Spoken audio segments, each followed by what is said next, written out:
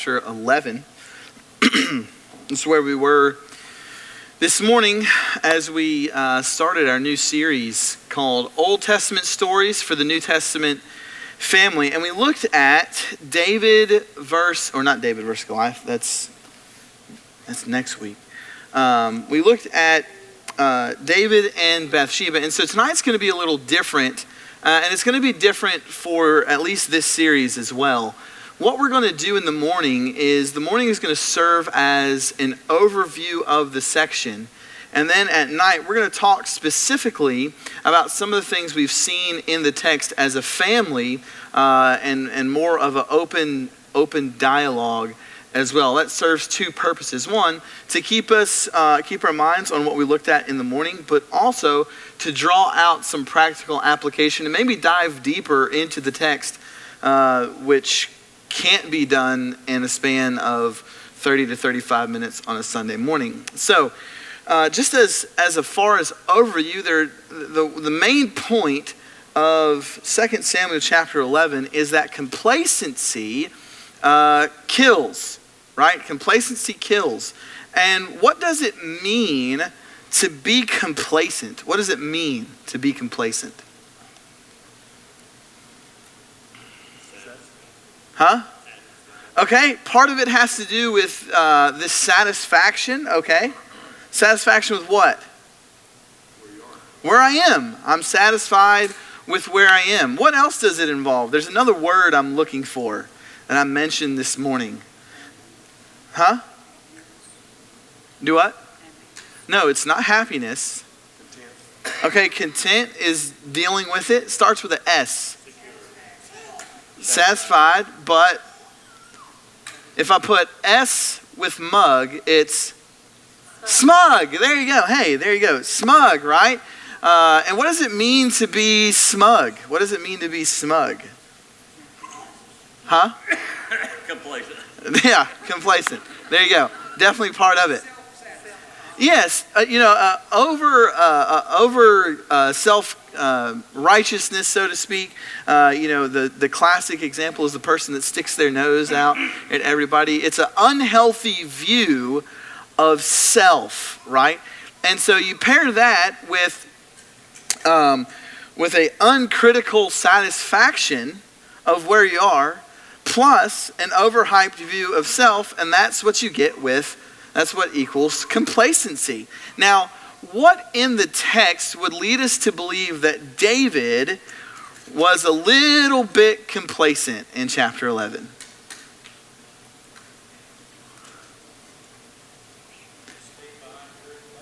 Now, why is that? Who cares? Why is that? Why does that have any bearing on David? Why was that? And why was he out in the middle of it? Because he's king, right? Because he's king. And in this day and age and in this culture, if you're the king, you don't lead from behind, right? You lead in the front. You're there with your troops. And also, this is what David is known for, right?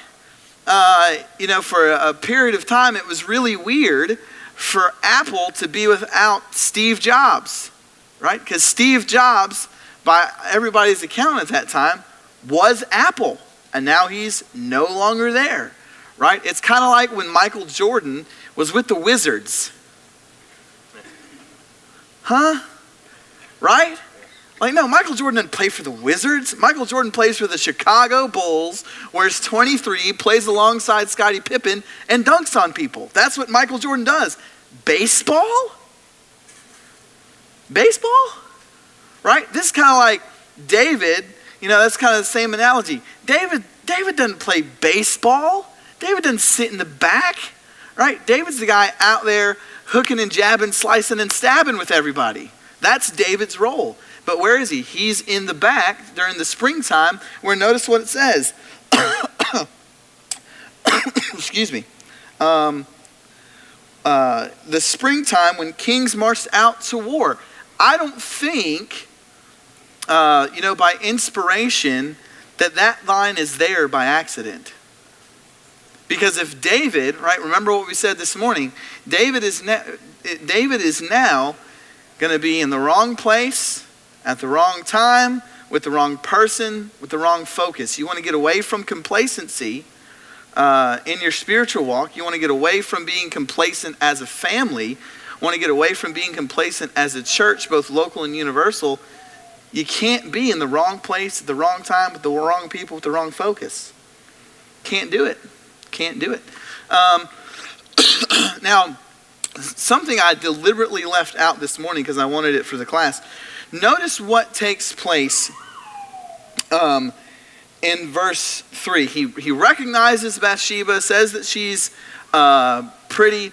And so what does David do in verse 3? What does David do in verse 3? Huh? He inquired about it. Yeah. Who's that lady? Right? That's what he does. Who's that lady over there? That's what he does. And he said, isn't this Bathsheba the daughter of Eliam and wife of Uriah the Hittite? And so then in verse 4, he goes over there by himself to go say, hey, I'd like to have a conversation with you. Or more, right? Why didn't David do that?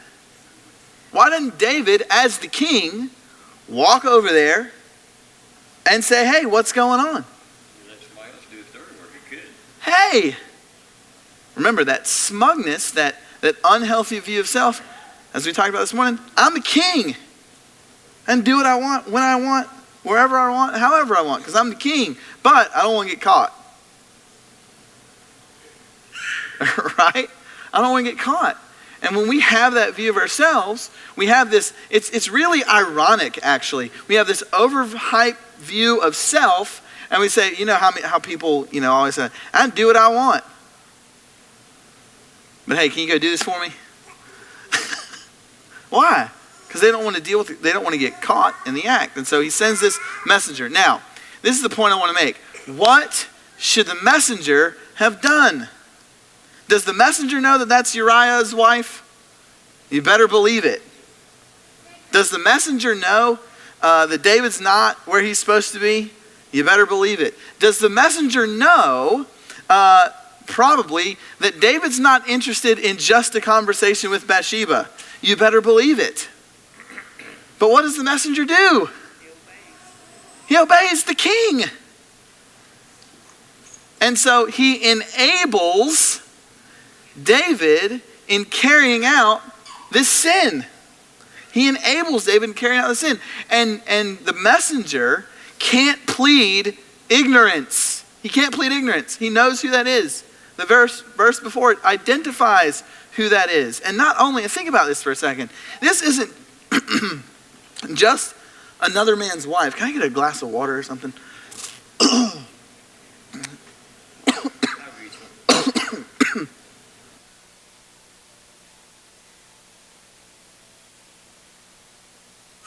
This isn't just another man's wife. This is a guy's wife, and this guy is fighting for David. He's fighting for David. It's not like an enemy. It's not like he's got something against him. He's in favor of the king. And the king says, I'm in favor of you. The king's role in all of this, yes, please. The king's role in all of this is to protect, to serve, to delegate, and lead with the right mind, the right heart, the right conscience. And David's not doing that. And as members of the church, that's our job first and foremost with the younger people in the church, right? But also we have a responsibility to our families as well. To our families as well. What good is it for David to say, follow me as I follow the Lord, but hey, I'm going to go over here and sleep with this guy's wife?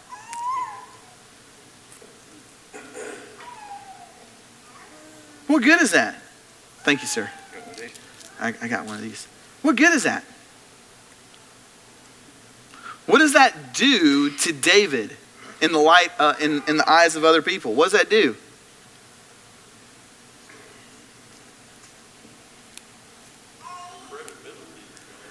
credibility is shot, right?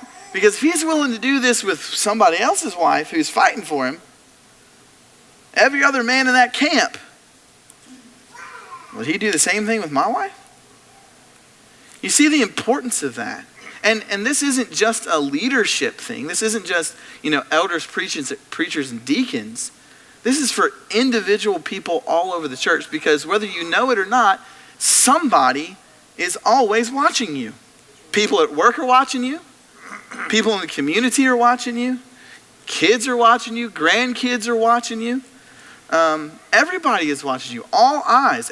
And let's not pretend like there aren't people in the culture who aren't looking for you and I to do something like what David did here. So they can say, see, I told you, right? And certainly we're not perfect, right? But if we're complacent in our spiritual walk and we have this overhyped view of ourselves mixed with an uncritical view of who we are, then guess what? It's not just about being complacent, right? It's about, the committing of something like this. Compliance is what happened. And this is what the messenger did. It wasn't just that David was compliant to the desires and urges of the flesh. The messenger here was compliant to David, in which what he should have done is said, King David, it's not the right move. King David, you need to take a second look at that. So, this is the question I want us to talk about. Why is it so hard for us? Why is it so easy to be the messenger? Why is it so easy to be the messenger? You're not much to blame. Huh? You're not much to blame. Yeah. I'm just following the king. Why else? Huh? I didn't do it. Like, hey, I might have sent the message, but I didn't really commit the act. Right? Why else? You have that quote, don't shoot the messenger. Yeah, they got the quote, don't shoot the messenger. The messenger really didn't have much choice. I know of one case, Joab told David he was messing up one time. Yeah. I don't know if the messenger was in that same position Joab was. Okay. So maybe he says, I'm really not that high on the totem pole here. Like, I'm the messenger. I'm not like Joab or Uriah or one of David's mighty men. I'm certainly not Jonathan, right? So maybe it's the issue of, I'm really not that high on the totem pole, right? What else?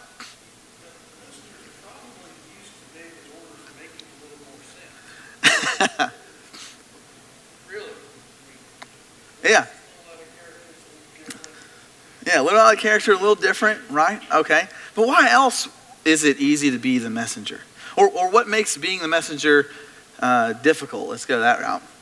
If the messenger says something to David and says, King David, this is absolutely positively wrong, what risk does he run? Severance package, Steve. Right? See, I give Steve credit for that one. Severance package, right? Not just the fracturing of the trust and the relationship with David, it could cost him his life, right? So what are some scenarios? Let's not go there. There are times in your life and in my life where certain scenarios in relation to people that we deeply care about call us to either be the Nathan or be the messenger. Because this isn't the first time that somebody talks to David, right? Or has a conversation with David. David has a conversation with the messenger, and the very next conversation that David, or the last conversation David has in this whole scenario is with Nathan, right? And Nathan, what does Nathan do? It's okay, man. You're good. Don't worry about it. Happens to everybody. Is that what Nathan says? What does Nathan say? What illustration does Nathan use? The lamb. What does he say about the lamb? It belonged to a poor or rich guy? Poor guy. What happened? The rich guy came, he took the lamb, and what did he do with it? He slaughtered it for his benefit, right? Slaughtered it for his benefit, And that lamb didn't grow up with that rich guy, didn't sleep with the rich guy, knew nothing about the rich guy. The rich guy just came in, took it for himself, slaughtered it, and that was the end of it. And what was David's response to that? He was infuriated. It wasn't just like, I'm disappointed in you. I'm disappointed in that guy, right? He was infuriated. That word has with it, an uncontrollable rage, right? David was in a rage at this. And what did he say? He not only has to pay back with 4 lambs, but he deserves to die. And that was the end of the conversation between David and Nathan. What did Nathan say? You're the dude. You're the guy. Bathsheba was the lamb. Uriah was the poor guy. And you came in and you did whatever you wanted to do with that lamb for yourself, right? And you're the guy that deserves to die. Now, why are those conversations why do those types of conversations that Nathan has with David, why are they so difficult for us?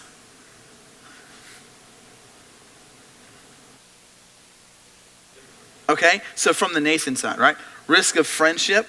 Okay, what else? People like to be told they made a mistake. Yeah, ding, ding, ding. Raise your hand if you love to be told that you're wrong, right? No, nobody likes that, okay? Now, what's the difficult part of being the David in this situation? You're having somebody come to you. Instead of going to somebody, you're having someone come to you. What's the difficult part of that? Okay, hey, embarrassing.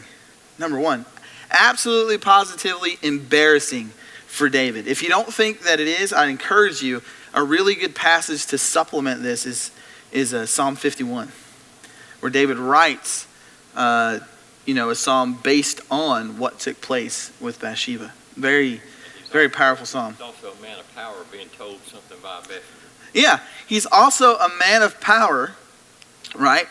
Being told by somebody who's not technically the king, or even necessarily close to the king as far as rank structure in the kingdom, right? Why is that difficult? Nobody ever, the one thing that always drove me nuts in the Marine Corps is when a private came up to me and said, "You're doing that wrong." Really? And the first tendency is to say, "Who do you think you are? You're a private. Who do you think you are, Nathan? Who do you think you are? Don't you know who I am?" Right? Who I am. What are you talking about, Private Joe Blow? Don't you know that I'm a sergeant in the Marine Corps? I've been doing this for 6 years. That's the first tendency. And we all have that tendency. We all have that tendency to be that way. But this is what David does so well. David, has the ability to see in this moment, come to his senses and see past position, see past his pride, and say, you know what? Person on the other end, Nathan, he's a respectable guy. Nathan, prophet of the Lord. Still holds some status, still holds some weight. So how might that attitude, or how should that attitude apply to us when we're when we're in the situation where we're not the messenger, but we're David?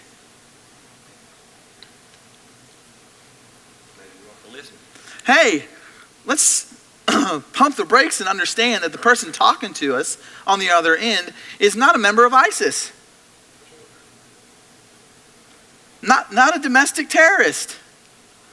Right? More likely than not, the person on the other end is coming to you because they have your best interest in mind.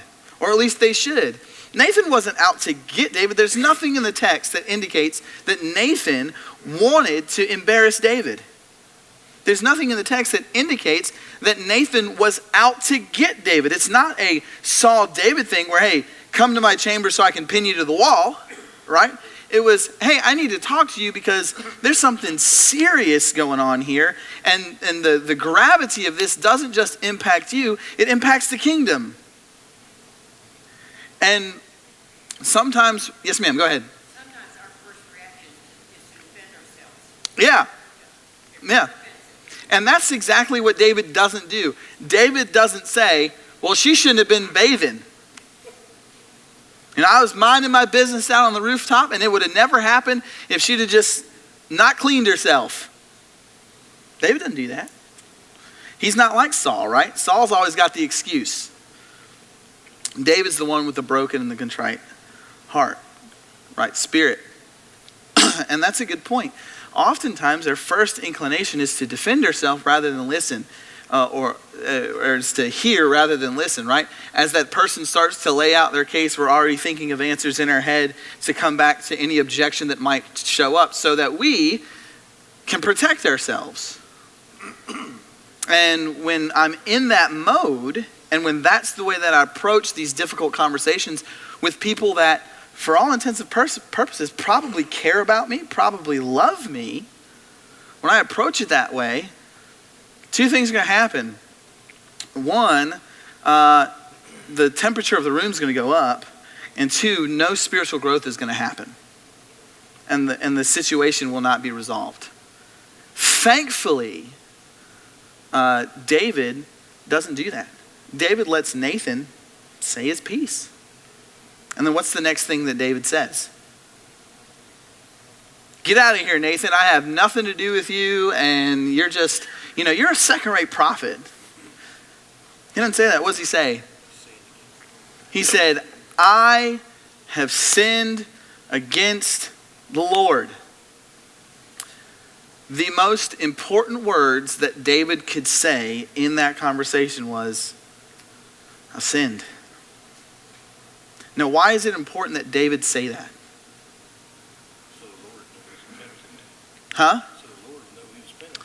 Okay. So, I would imagine that the Lord already knew that he was penitent, but why is it important for David to say that? For whose sake? For his sake. His sake, right? So that it fully dawns on him and that he finally gets it. Yeah. This is what's going on. Yes, ma'am.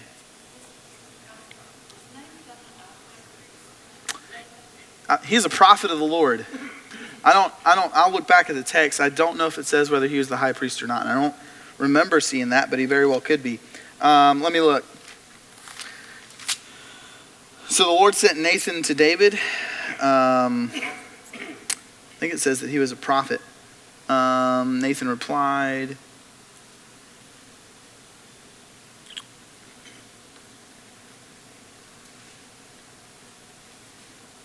I don't see where it says that he's the high priest. But all the kings had prophets. Yeah. They came to him and really speak to him instead of the high priest. Okay. So instead of the high priest. So David needs to hear it for David's sake, right? So that he comes to the point where he can articulate exactly what he's done, right?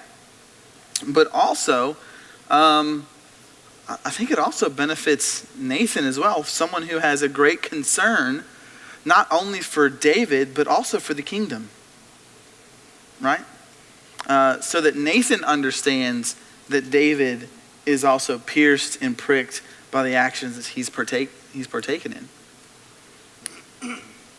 And so, and you can disagree. One second, I'll get to you.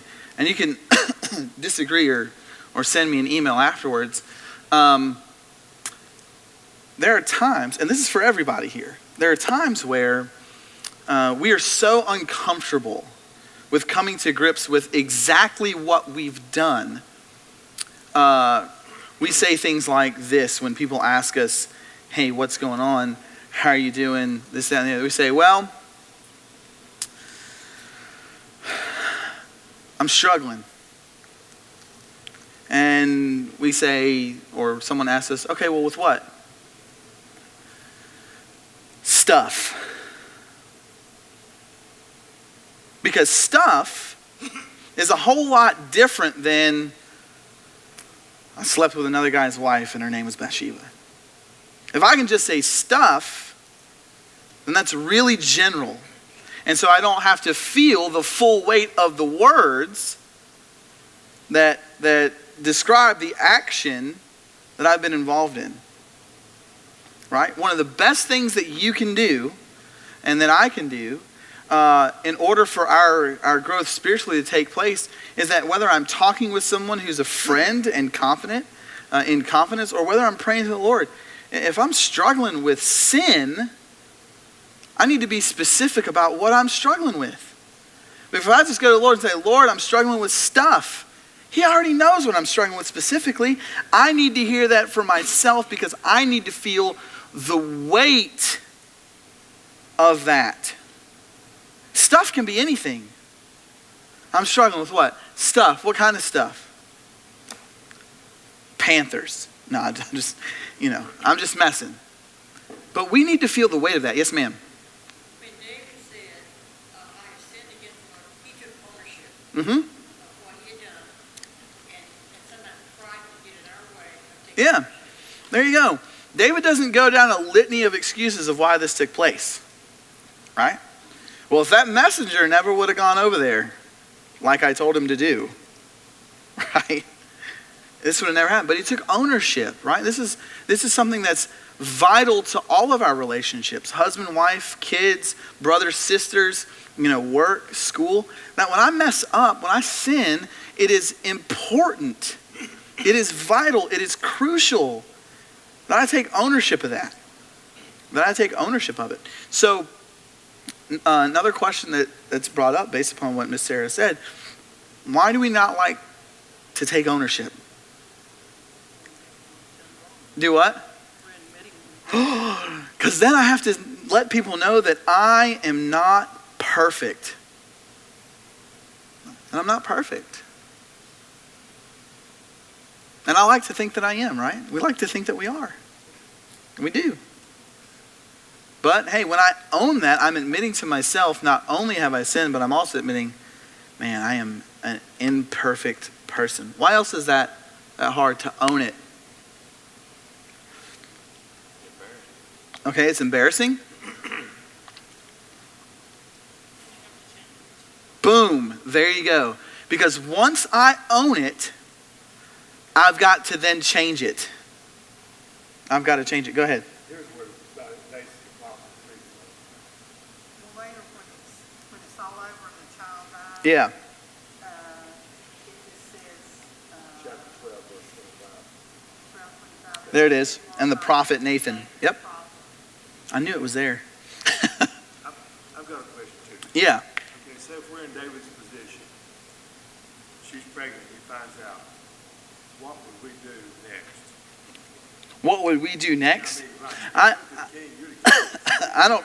I don't know. Would you go to the priest, or how would you straighten out the mess? That's what I want to know. Well, I certainly don't think trying to get the guy to go sleep with his wife, getting him drunk, and then kill him in battle is the right answer either. That's certainly not the answer. No, I mean, I don't know that we could answer that because we're not in that situation. I would like to think that I would handle it different than David, but I don't know. It'd be kind of awkward going to Uriah. Huh? I mean, one to, But if no, not Nathan, but Uriah, the guy that was Bathsheba's husband. tell me, what you've done, or Mhm. would you make a proclamation? I mean, call a meeting, tell everybody what you, because you're going to find out everything the king does. Yeah, I mean, that's true. I think I expect the right thing to do based on, no, not kill him. But hey, when I've done wrong to somebody, I'm speaking editorially, when I've done wrong, my obligation is to own that in every way possible. And if David had sinned against Uriah, then he should have called Uriah back to camp and said, hey, this is what's going on. Yeah. A young Christian, and he was wearing, just like a sponge, soaking up Mm-hmm. God's word, wanting to do for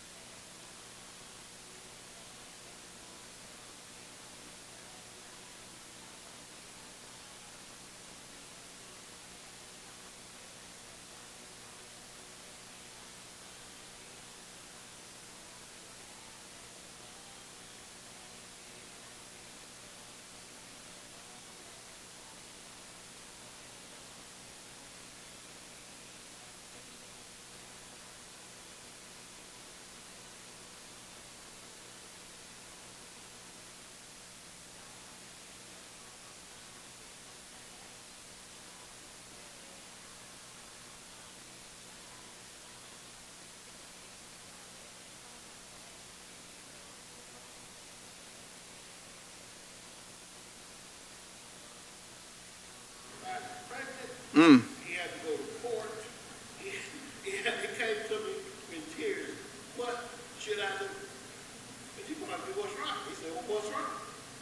First of all, you got to make it right with your wife. Mm-hmm. And then you're going to have to, if you're doing the right thing by facing it, you're admitting it. And, you know, he decided to do it God's way. And he, in tears, some of the day, this is what, it was so amazing to watch what he did. He took care of this, what they considered an outside child. His wife helped because she said he was honest enough to him. Mm. And to this day, now this young man passed away just a few months ago. But that child has blessed him with grandchildren.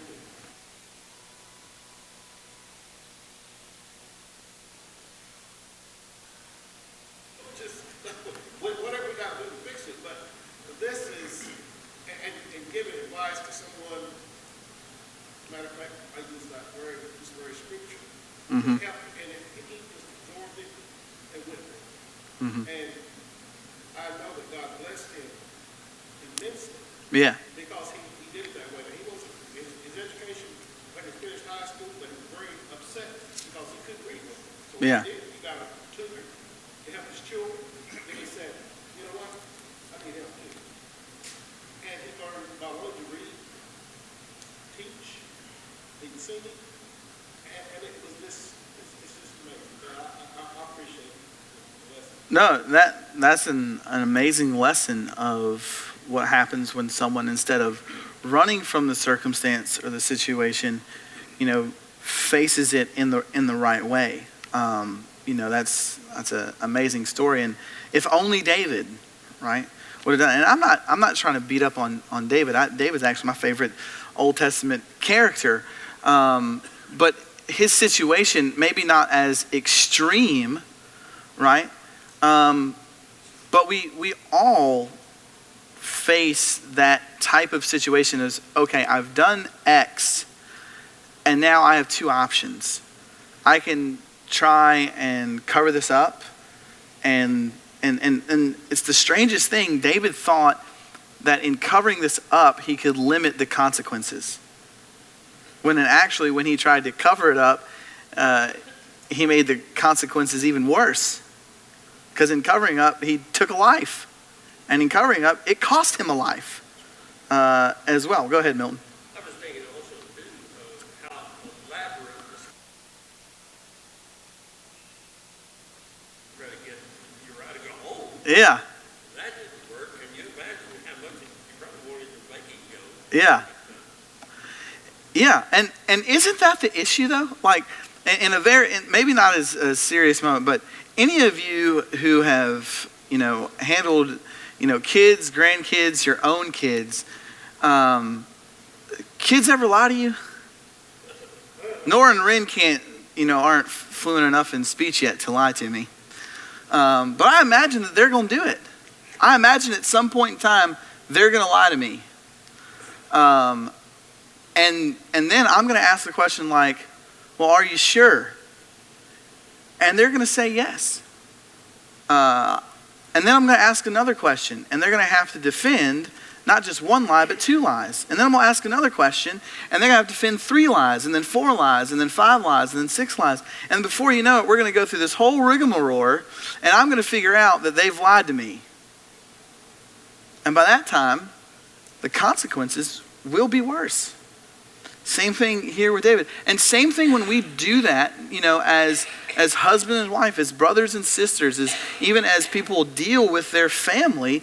My dad always told me, and my dad isn't necessarily a spiritual man, a religious man, but he did tell me, he goes, I would rather you tell me the truth up front and handle those consequences than lie to me 7 times and then experience the consequences 7-fold.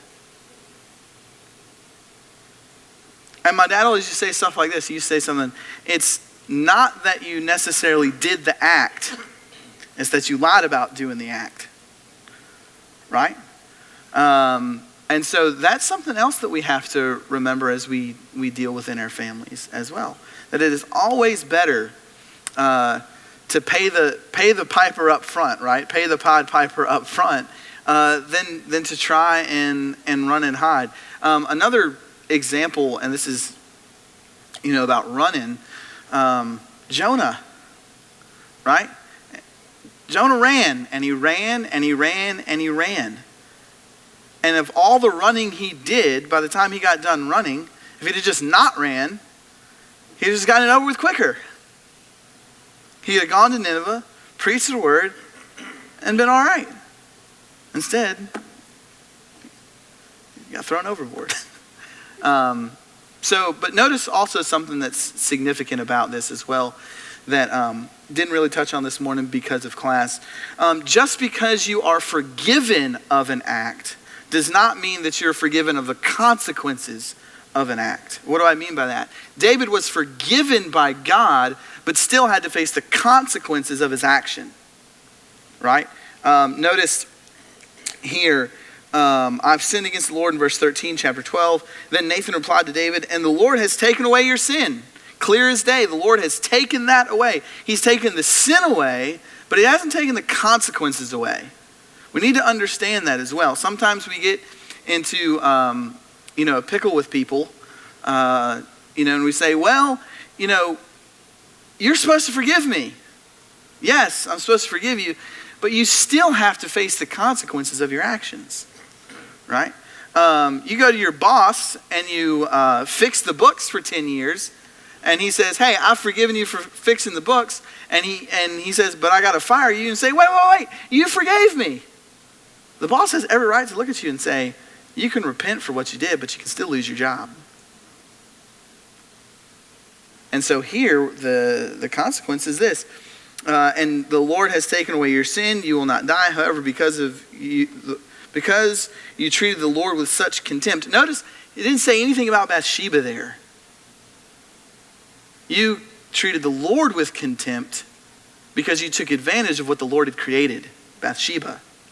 You take advantage of what the Lord gave you, kingdom.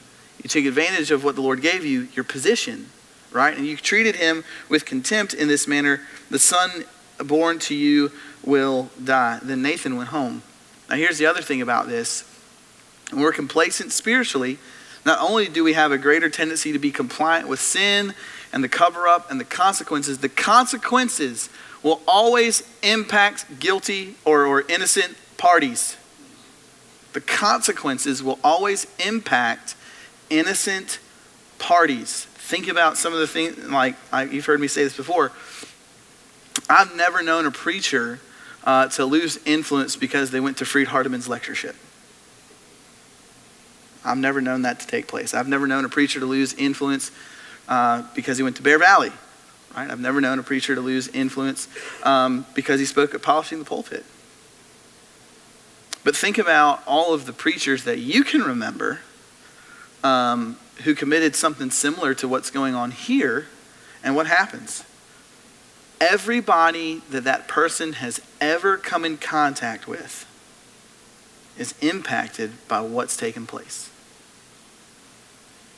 I've heard people say, I cannot believe that happened. That preacher baptized me in the year 19 whatever. Right?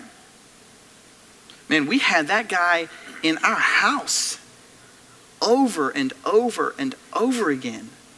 Right? There's a famous apologist in the Churches of Christ that did something, very similar to what's going on. And guess what? All that influence, gone. Not because he was a famous apologist, because he had done something horrible. And while he might be forgiven of that, the consequences of that action is his influence is shattered. That's just the way that it is. And so it's simply better for you and I, as we start to wrap up, it's simply better for us to not be complacent in our walk. It's better for us to not have, as I wrote the definition here,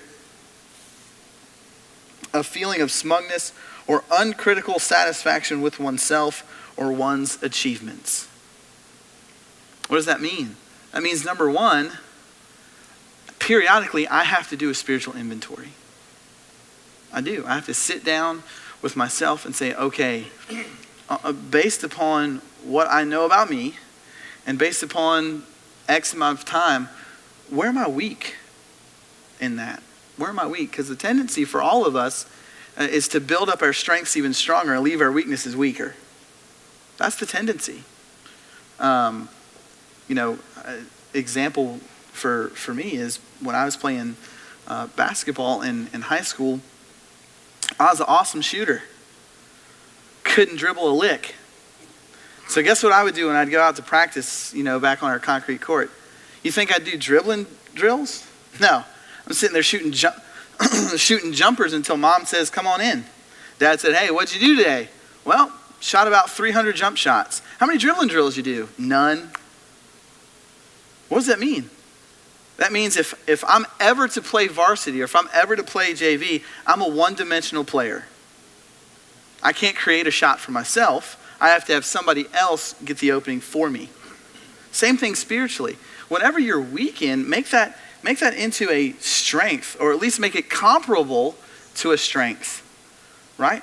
But in order to do that, brothers and sisters, we have to be able to do this. We got to be able to get outside of our own box, right? We have to get outside of our own box. So if you're somebody and you excel at teaching, but you're kind of, nervous about serving the Lord's table, serve on the Lord's table. Serve on the Lord's table. Get outside your box. Get outside your comfort zone. Because that weakness, that fear of being up there and serving on the Lord's table can now become a tool, a strength. It helps everything that goes on. I mean, think about it for a second. Let's say, we come here Sunday morning and Mike's got the table set and, there are people here, somebody is not here because they're ill and all the replacements are gone and it's just you. Guess what? Now we got somebody that can do that. That way you don't have to serve the table short. Now that's just an example, right? Maybe you excel at teaching, but hey, you're scared of preaching. Hey, do a Sunday night devotional. Start that process. Make those weaknesses comparable to your strengths. That's the way, not only do we not remain complacent, but that's the way that we grow. That's the way that we grow, right? If you struggle with being out and doing service projects and things like that, come to the workday. That's a safe environment to start that pattern, to start that process, so that in the future, when there are things that go on here like VBS that involve people from the community coming from out to in, you're more comfortable in that setting, right? And so that's what it takes to not be complacent. Other areas that we can evaluate, everybody here knows. I don't have to go and take a poll, right? You don't have to go and take a poll. Everybody here knows what their prayer life's like. I don't need to take a poll about that. Everybody here knows things about their own Bible study habits, whether they exist or they don't. Everybody here knows, their reading habits, as far as the Bible goes. And let's just go ahead and face those, right? Whether they're good or they're bad. Let's go ahead and face those. You know whether or not you spend time in prayer with your spouse or your brothers and sisters in Christ. You know that, right? And I'm not saying that to beat anybody up. I'm saying that because if those things are lacking, the enemy is never, what we never did in Iraq? I'll just admit it. We never got into a one-on-one, face-to-face firefight with the enemy. You want to know why that is? Because they get crushed. We were better trained, better skilled, better equipment. Better equipment. But you know what they would do? They try and set bombs off on the road because it's harder, it's easier to kill a Marine with a bomb that they don't see coming than it is to see with a person coming straight at them. That's the same way Satan works. Satan is not going to attack you where you're strongest. He's not going to attack your family where they're strongest. He's not going to attack your marriage where it's strongest. Right? He's going to attack the weak spots. And so maybe that also includes you going to somebody. Me, elders, deacons, brothers and sisters in Christ, and saying, hey, based upon what you know about me, based upon what you've observed, where do you think I need to improve? And there's nothing wrong with that. Nothing wrong with that at all. And that's the way in which we will become not just stronger. It's a way in which we don't just survive, but we thrive as individuals, as families, as the church, when we do things like that. And I'm not saying that we're weak. I'm not saying that we're weak. I'm not saying our families are weak. I'm not saying the church is weak. I'm not saying you're weak. I'm saying we always get stronger, is what I'm saying. Because, hey, as we've seen here in 11 and 12, complacency will kill. And it does kill. And it's killed families. It's killed individuals. It's killed churches. And I don't want that for you. I don't want that for me. I don't want that for your family. I don't want it for this church family. So hey, let's make sure that we're not complacent. Let's take those spiritual inventories. Let's apply the things that we've talked about tonight. And let's see to it that, hey, we don't just survive, but we thrive as individuals, as families, and as the church. Maybe tonight, you're here and you're complacent. This is my challenge to you. At some point tonight, whether it's here, whether it's at home, just go ahead and own that, with the Lord and work to change that. And let's think about those things as we stand and as we sing.